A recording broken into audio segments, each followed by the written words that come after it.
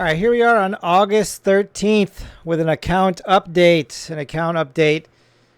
It's good, but it's not good. Sort of. Yeah. Let me show you. Okay, this is what my casino combine looks like. Brand new, reset, ready to go. And this is what my 50K NQ combine looks like. Yep. I blew it up. I was so close to passing, and then I blew it up just like that. I was only a few $100s away from passing my combine, and I turned it into this flatline combine. And I'm kind of happy about it, actually, which we're going to talk about in a second. And this is what my live account looks like. Not good at all. I have 57 days complete trading in this account, 79% winning days. And my account is down to $4,437 with 79% winning days. This account should be like at 25,000 right now. But if your losing days are bigger than your winning days, easy to take it down to nothing, blow it up eventually. But kind of happy about that too. And we're going to talk about it. So Friday I traded. I was trying to do other things at the same time as trading, so I wasn't really able to make content. I recorded those trades, and I'll show you a glimpse of my trades at the end of this, just so you can kind of see them. So they're all captured here. And then I traded Monday, and yeah, just not good. Basically blew up those accounts, or the 50K combine NQ, and took my live account down. I'm in trader rehab now in my live account. So not great. And again, like at the very end of this, I'll show you those trades for those who want to see them. Some of you just want to come in and check the update and see where I'm at. So I'm just going to put that up front right here. All right, so my plan is solid and my strategy works. So what is going on then? Why am I blowing up combines? How come I can't get an XFA? And why is my live account going down if my plan is solid and my strategy works? What is going on with that? When I blow up a combine, or my account gets into trader rehab, as I told you before, when my account has been in trader rehab, this isn't the first time. It won't be the second, third, or fourth, and there'll be plenty more after this one, I'm sure. It's not about me being at $4,000 or $2,000, whatever it is. It's if I lost half my account and I need to go to trader rehab, I could be at $100,000 and go down to 50K. I need to go to trader rehab. I need to find out what's going on. So in trader rehab, the first thing I do is evaluate my strategy. What did it actually do this time, right? What did my strategy do? And compare that to me. Like what I did, compare it to like how I traded. All right, so some of you asked me before in the past, do I journal? And I do journal. Not only do I journal, I track what's going on with my trading, my own individual trading, as well as my strategy. So right here, my back test blocks on my strategy manager tool that I use, I have, basically some notes to my strategy, some notes that I understand, just kind of short little tidbits, kind of reminders, if you will, that go with what I'm trying to do in my strategy for each ticker. So I have NQ here, then I got YM, and I got YM. Two ways I'm trading YM. One's on the 30-minute candle, one's on the 5-minute candle. And NQ, I've switched over to the 30-minute candle. I needed to switch mostly to the 30-minute candle, so I have more time to do other things. And just sitting there waiting for a trade, watching the monitor on the 1-minute candle for a long time, I find myself forcing trades if they're not happening. I have to be so focused on my computer. I'd rather come in every 30 minutes and trade on a candle close and not be stuck in front of my computer the whole time. So I'm switched to the 30-minute candle on NQ, which is what I've kind of been doing a little bit, mostly casino trading actually, but I'm supposed to be doing that. And then the YM on those two different setups. The YM on the 5-minute candle, because the way I trade that, I can look every 30 minutes and kind of see when a trade's starting to set up on the 5-minute candle. It's not as quick. I can kind of forecast those approaching and then come in and see if they're actually going to confirm and set up. So in my backtest blocks, I put those little notes, and then I keep track of what's going on with my trades, what's happened in my trades.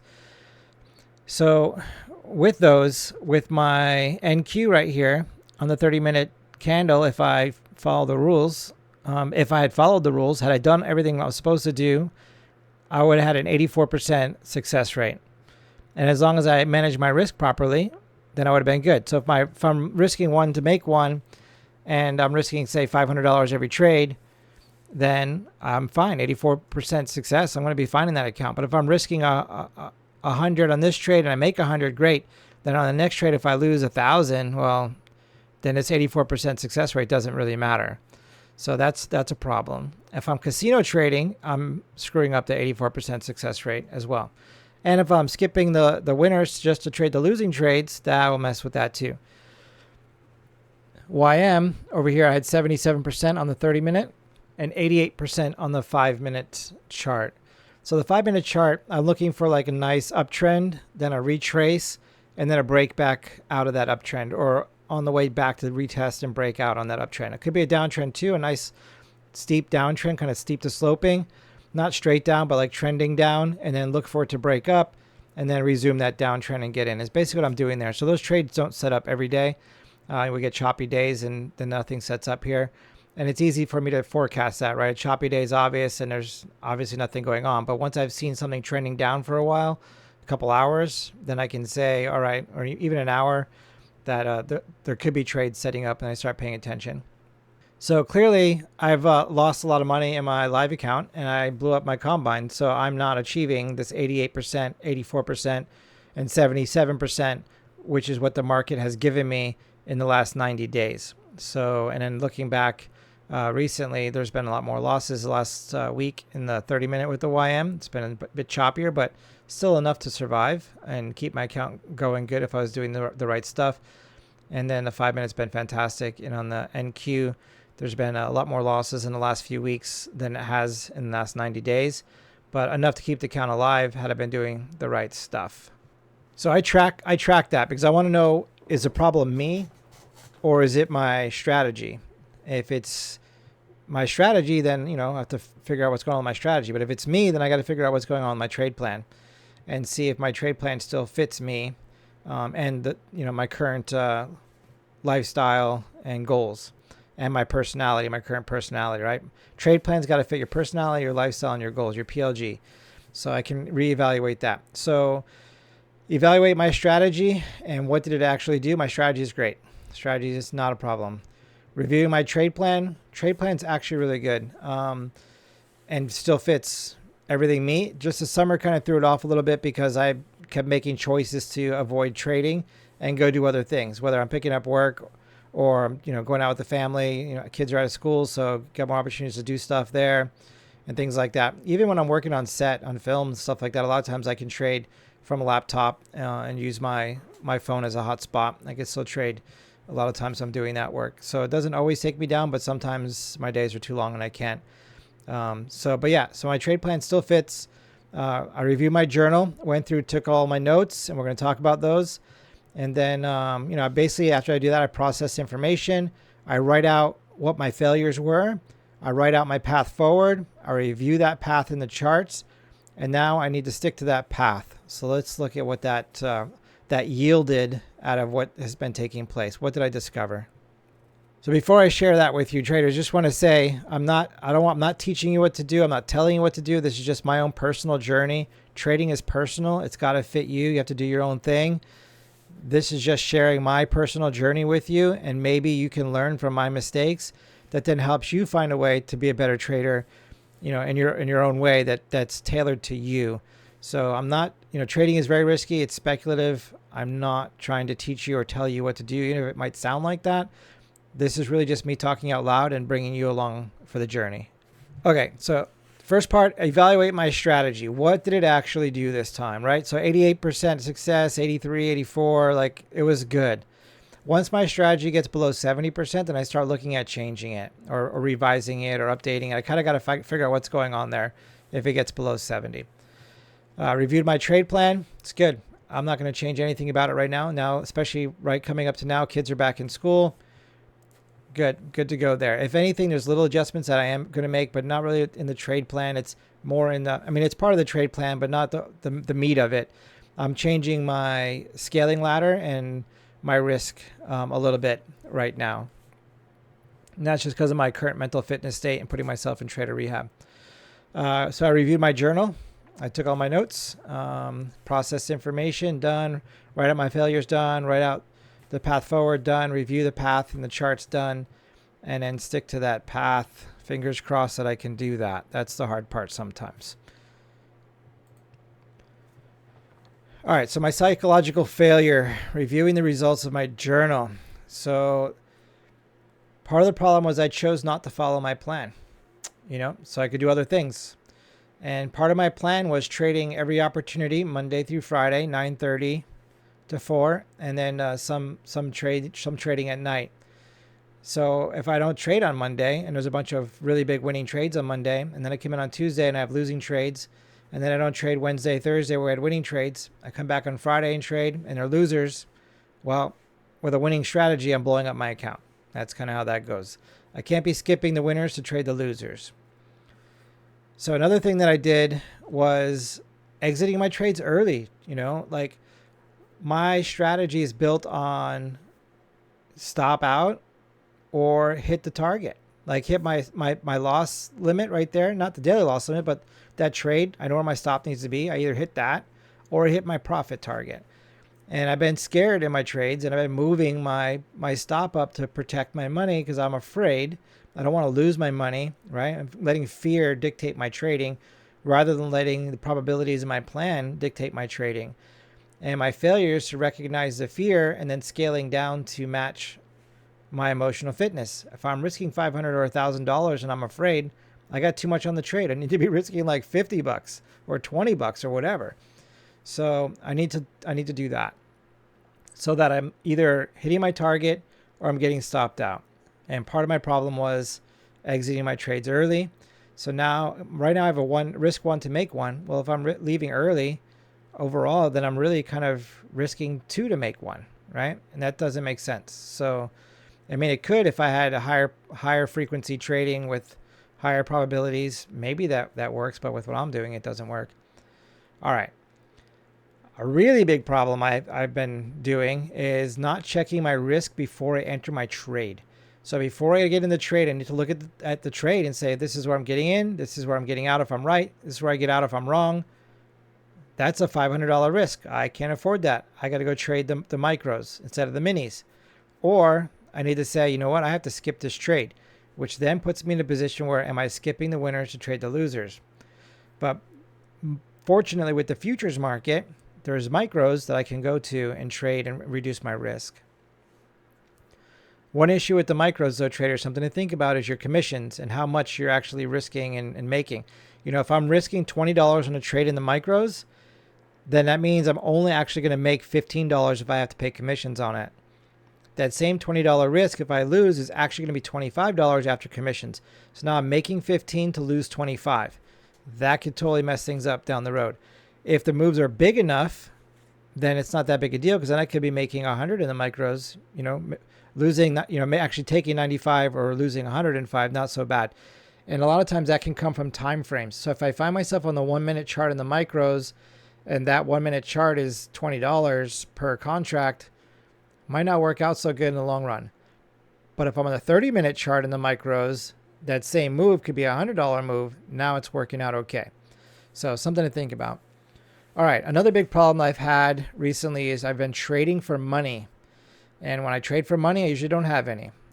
So I need to be trading my plan, not for money. I've also been trading my P&L. I can't, it's like a magnet down there, like in the combine. Like I'm looking at that, like how much more do I need to pass? How much can I make today so that I don't go over? Oh, I still got $400 room, stuff like that. So but then looking at that is starting to affect my decision-making and my trading in a negative way. So trading for money and trading my P&L has not been good for me lately. In my combine, I was in a hurry to pass it. So before I moved through the process into a live account, I wanted to get past the combine as fast as possible. And it took me 3 months. And I was like, you know what? I don't even know, like 5 combines in 3 months, something like that. I'm like, and that was a 150K combine. So I'm like burning through all this money. It's cost money to buy every one of those, or, to reset them, or the monthly fee, whatever. So I was like, all right, I'm just going to take my time and do it the right way. And then I passed the combine in a week. So it took me 3 months to try to do it fast. And I was like, forget it. I'm just going to do it the right way. And I did it in a week. Well, when I started this new combine for NQ, I was like, I'm going to try to pass this as fast as I can, like an idiot. and it's not working out. So I'm going to go back to just take my time on it, do the right stuff. And if I pass it in a month, I pass it in a month. If it's 2 months, it's 2 months. And I'll probably pass it in a week because I'm taking a step back and doing it the right way, scaling up, all that good stuff. So that's what I'm going to do. Not be in a hurry to pass my combine. Just come in, trade, take what the market gives me, and I'll get there when I get there. And when I did that before, passed into my XFA, stayed with that same method in the XFA, grew that thing, had great stats on it, and then got called up to live. Did terrible in the beginning, went to rehab, grew my live account, was doing great, and then taking payouts, and now I'm back in rehab again. And that'll be a journey for me. I'll constantly go up, go back to rehab, go up, go back to rehab. As long as I have higher highs and higher lows in my account, then we're good to go.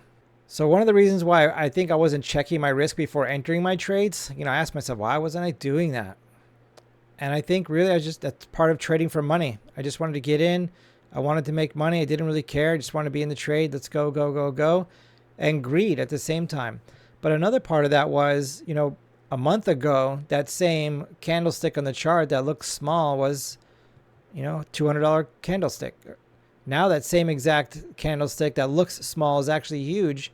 And it's a $500 or $1,000 candlestick right now. The volatility has been pretty insane.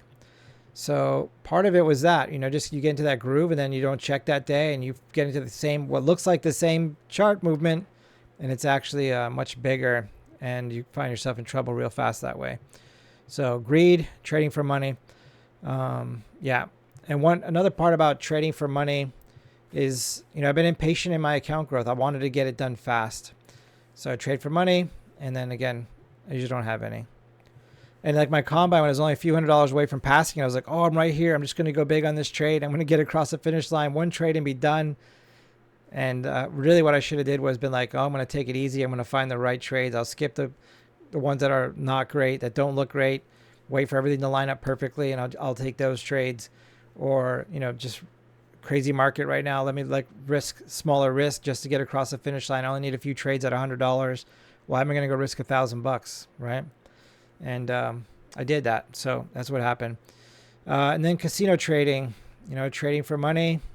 I casino trade. But my casino account is going to be awesome. So here's what's happening I'll tell you what's happening with that in a minute. I'm really excited about that going forward. All right, let's move on. All right, so part of the problem with casino trading and trading for money and things like that is sometimes I feel like I'm smarter than the market, which is clearly not the case, right? The market totally tricks me and takes all my money. Why do I feel like I'm smarter than the market? So sometimes I looking at the chart like every day, but sometimes when I'm looking at the chart, I see trades that happen that I want to be in, and then I see how they would have been huge winners. I'm like, man, I should have been in that trade. I had no reason to get into it other than a feeling, but I saw what it did, and I didn't go for the ride with it. So then I see that happen again, and I'm like, man, next time I need to be in that trade. And then when it happens again, I'm like, all right, I'm getting in this time. And then that time, it's a failed trade. I have no idea what the probability of that outcome is. I just remember a couple times it looked great. It might lose 8 out of 10 times. And the 2 times that I saw it, it looked great. So I jumped into it. And then I lost money. I'm like, oh, I'm going to next time. And then it'll happen again. I'm like, I get in that trade again and I lose money. Market's conditioning me, showing me good things. I don't remember the bad ones. I only remember the good ones. And then when I see it, I jump in. And really what I'm trading is not good. But I don't remember the times that it went bad. I only remember the times that it went good, that it went without me and I missed out. So I think the market conditions me. And then sometimes I will break the rules and I'll get rewarded for it, right? I'm not supposed to be in this trade, but I'm just going to stay in it and go for the ride. How many times they're like, I hope this works out. I say it all the time on my channel. And then when it does work out, I'm like, yeah, see, it worked out. And then next time it comes up and I want to break the rules again, I feel confident in breaking the rules because I got lucky the last time and it was just luck. And then, it's a slow destruction if I keep on doing that. So not good. A lot of times I find myself forgetting my failures and only remembering the success. Even when I do like back testing, I'll be back testing something and I'll be like, wow, this is really great. I should trade it. And then I'll put it on paper and then I'll look at it and I'll be like, oh, It's actually only got like a 40% success rate. Where are all those losers? I have to go back and look at it because my brain chose to highlight the winners and kind of push aside the negative. So it looked great, but it really wasn't when I put down all the numbers on paper. So, and I find myself doing that a lot too.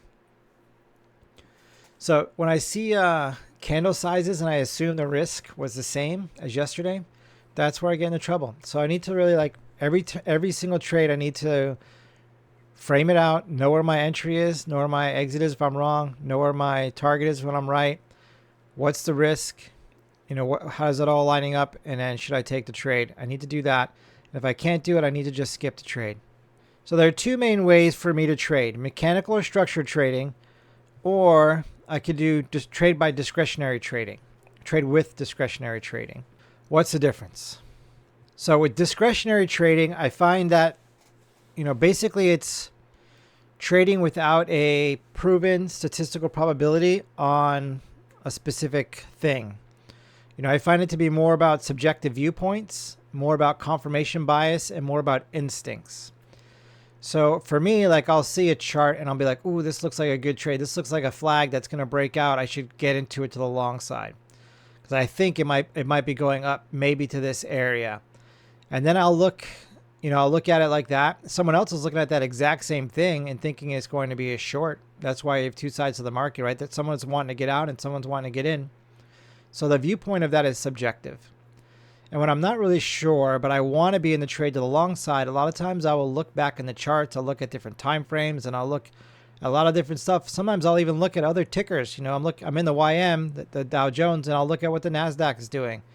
And I'll try to find a reason to justify what I want to happen, which is for me to get in long and for it to go up and make a whole bunch of money. So I'll start looking for reasons for that to happen in the rest of the charts. If I can't find it in the 5-minute time frame, I'll go to the 1-minute time frame until I can find it. And as soon as I can find that thing that lets me say, yeah, see, I knew it's going up, and then I'll get in. And I'll get in sometimes with bigger size than I should. And I'll take a beating, and I'll take, max loss day kind of thing. So confirmation bias hurts me a lot. And then instincts. So I feel like I have really good trading instincts at times. But those are based on, I should say that my instincts in trading vary based on my emotional state. And a lot of times I can go on tilt real fast just trading off of instincts, which is part of discretionary trading. I see that thing that looks like a bear flag and I think it's going up. And then I get in it and it starts to go, in my favor. I get excited. I see all the money I could make. And then it goes against me. And I'm like, oh no, I was wrong. I should get out right now. I should switch and reverse my trade and go short.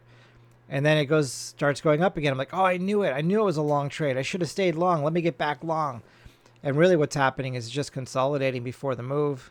And I get chopped up, hit my DLL, I'm out, and then the move happens without me. And I was right all along. But I got emotional in the middle of that. My instincts got me into the trade. They were right. But I got emotional in the middle of it. I let myself get chopped up. I didn't have enough room for my stops and enough patience, and took a loss. So, or I risked, I made $100 in each one of these instinct trades, discretionary trades. And then the next one I took a $500 loss on. So what was the point? Gave back, a bunch of trades. Sometimes I get back a week of trading on one trade.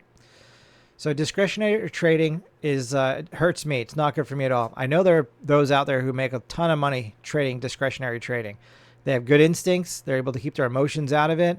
They're able to control their confirmation bias on it, subjective viewpoint. That's part of their instincts, and they do great. They do really good. That is not me. I need to be more mechanical structured trading, which basically is like, red light, green light. When I see a red light and I gotta not trade or get out. When I see a green light, it's time to get in the trade, so it's kind of like, that's what I'm looking for. I need to have something to trade against that's very clear, that says, some of you use VWAP, maybe it's every time that it hits the VWAP, I'm doing this thing, right? Or the MACD, every time the MACD does this thing, then I'm doing that thing. Then I have something very structured to go off of. rather than trying to like determine a bull flag or bear flag. What is that flag? How big is it? It's 10 candles, 2 candles, like all these different variables that go with them that change the probabilities. It's not for me. I like to trade like that. I have fun trading like that, but I don't do well trading like that. I need to be more mechanical. So my mechanical trading is based on a proven statistical probability for the time frames and the tickers that I want to trade. Those time frames could be in Monday from 9:30 to 4, but also on the 5-minute candle, 30-minute. What is that time frame of candle as well? And my probabilities are based on that. What days am I trading? What time is in the market? The time frame of that candle and the ticker. All those have to work together, because what works for me on the Dow Jones might not work for me on the NASDAQ. So they all have their own little personalities. So with my strategy and my system, I needed to fit my trade plan, and my trade plan has to fit me or it's not going to work.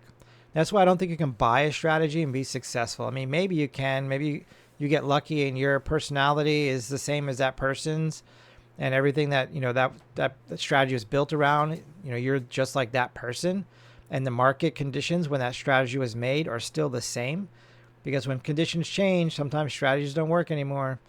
So I think it's better to learn how to make your own strategies that fit you and trade you and not them. So just something to think about. Like if a strategy that I'm thinking about is too fast, 1 minute chart or 10-second chart or whatever, I might lock up in my trades and I might not be decisive in my decisions. If it's too slow, then I might find myself casino trading. Now, slow doesn't mean trading on a 4-hour candle or a 1-hour candle. It just means it takes too long for a trade to set up. So if I'm on the 1 minute candle, but I got to wait 30 minutes, I have to stare at that monitor for 30 minutes to wait for the trade. I might just start trading something so I can be in a trade because I'm bored. Whereas if I'm trading on the 30-minute candle, it might take all day for a setup, but I'm not in front of my computer the whole time because I don't have to sit there staring at it. I can come in every 30 minutes and look at it because I'm on the 30-minute candle trading on the candle close. Whereas a 1 minute candle, by the time you look away, you got to check it again, so I'm kind of stuck there like that. So it doesn't work for me as well. I like to trade on the 1 minute candle. I like the game part of it. I like to trade discretionary. Like those things are fun for me. They don't make me money. They cost me money to do that. So I need to not do that. Some days I might not have good setups, and I need to accept that. I got to remember there are 3 positions in the market. I could be long a trade, I could be short a trade, and I can be in cash. So being in cash is a position. I'm protecting my account by not taking a trade that day because I'm not jumping into a trade that most likely is going to lose me money, right? I don't have a probability. There's not a setup. Why am I trading? That's probably going to lose me money. So I can actually make money by just avoiding the market that day. This is the way I see it. So I just got to be able to accept that. I don't have to take a trade every day. And if I miss a trade, it's okay. There's another one coming. Even though it can mess with the probabilities, I still have to be in the mindset of don't chase it. There'll be another one coming. All right, so what now? So my trade plan's good. I'm going to stick with that. I'm just going to be in trader rehab for a while, though, reducing my risk, shrinking my scaling ladder, going back to like $100 risk on my live account, 10 trades like that, go to $200 risk, 10 more trades like that. And then I can be off to the races after that, get it going again.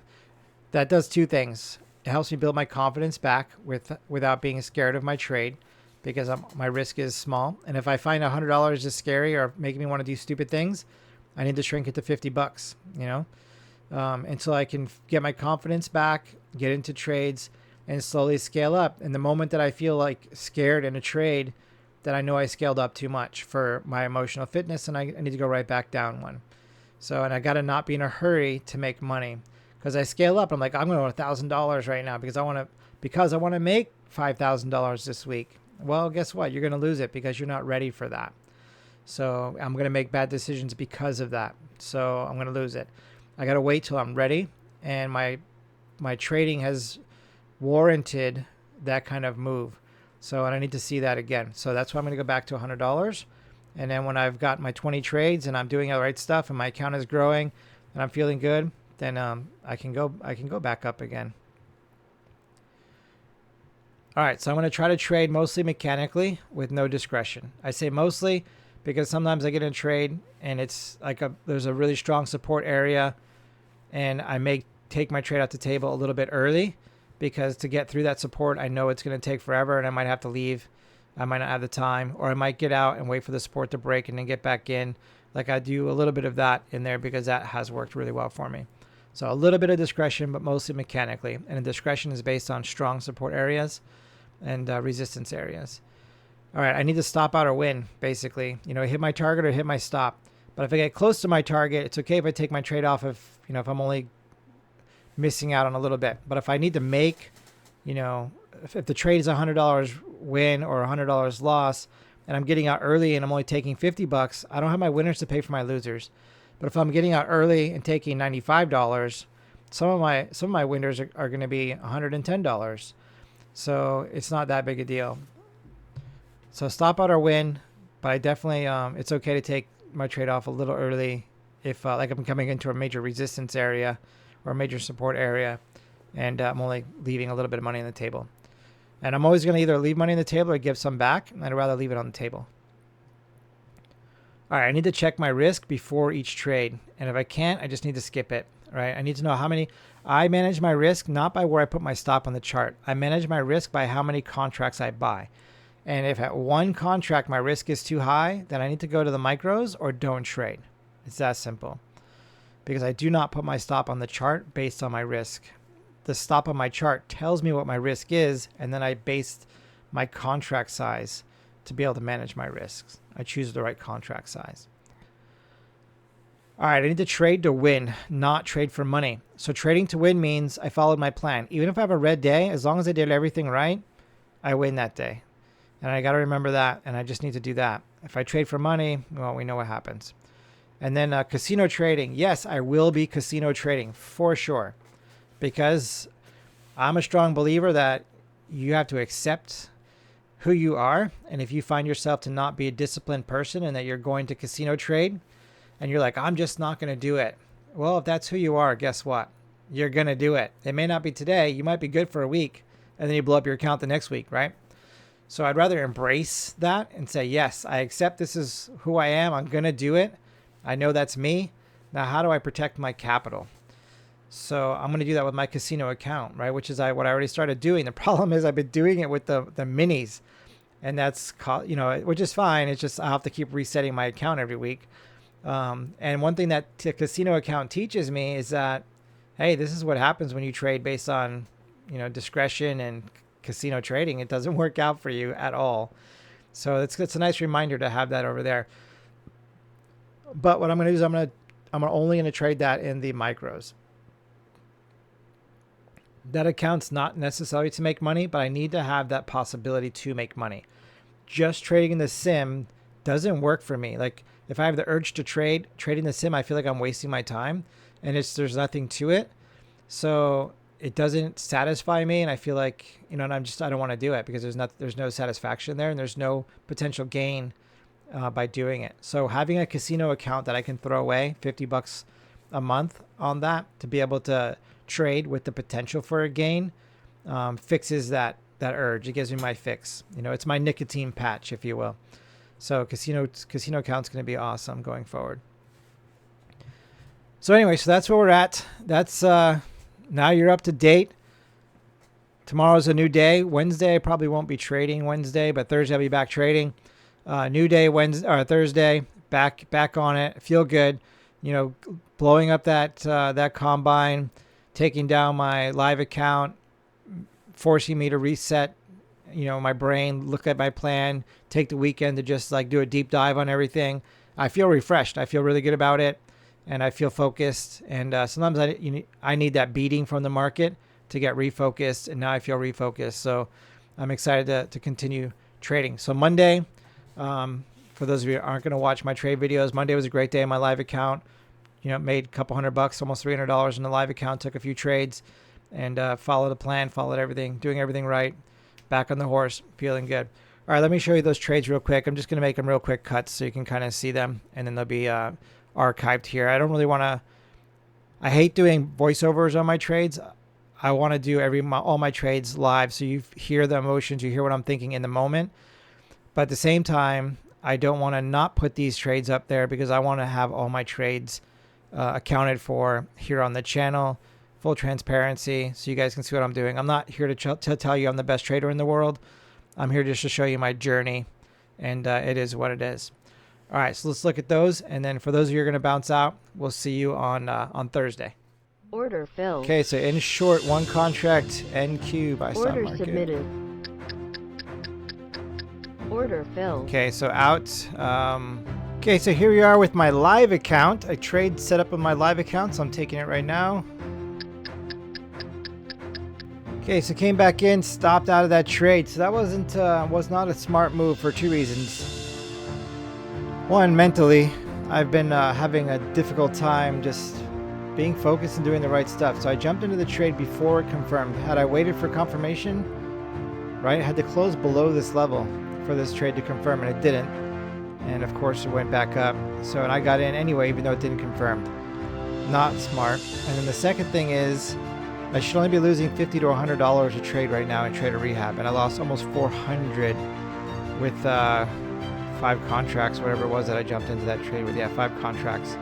So dumb. Even though I'm in the MYM, still I need to be with like 1 contract, looking at $50 to $100 risk, not $400 to $500 risk.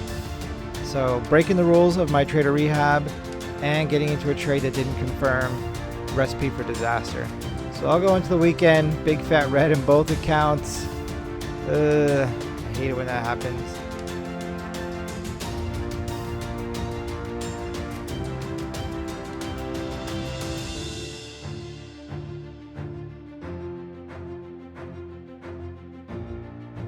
Order submitted.